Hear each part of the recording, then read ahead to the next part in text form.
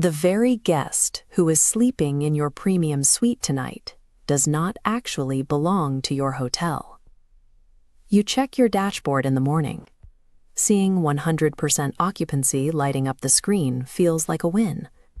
The rooms are full, the revenue is booked, and platforms like Booking.com or Expedia did the heavy lifting. High occupancy rates look like a thriving business on paper.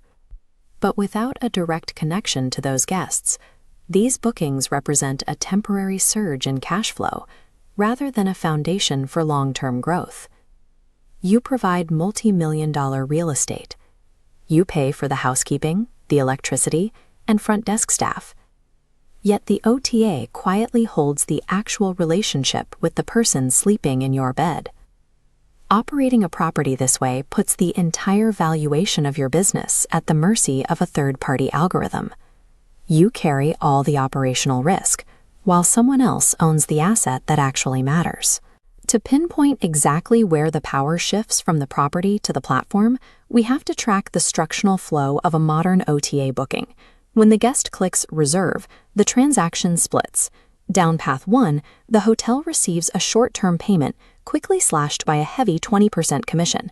Down path 2, the lifetime asset, the guest's email, phone, and booking habits, funnels continuously into a massive proprietary OTA database.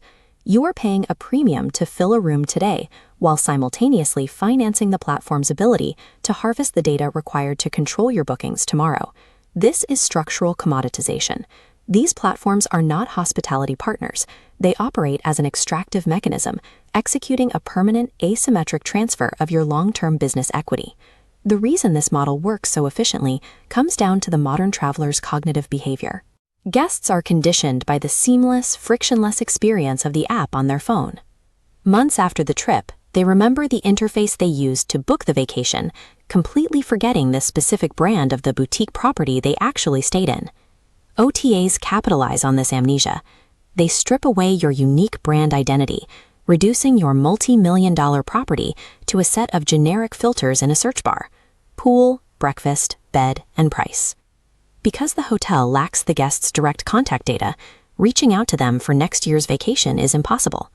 When that same traveler decides to book again, the hotel is forced to pay the OTA commission a second time just to put them back in the exact same room. This psychological disconnect traps properties in a margin-crushing cycle, systematically eroding their brand equity with every new reservation. Escaping this cycle requires a severe shift in strategy.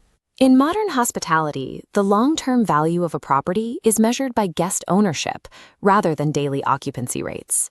Smart operators break the dependency loop by building their own proprietary direct booking ecosystems. This starts when the traveler arrives. Capturing their real contact data at check-in opens direct channels for personalized service. This feeds into a proprietary loyalty structure. When it is time for their next trip, they book directly with you, completely bypassing the platform. Operating this kind of closed-loop ecosystem insulates the hotel's bottom line from the volatility of external search algorithms and protects profit margins from third-party extraction.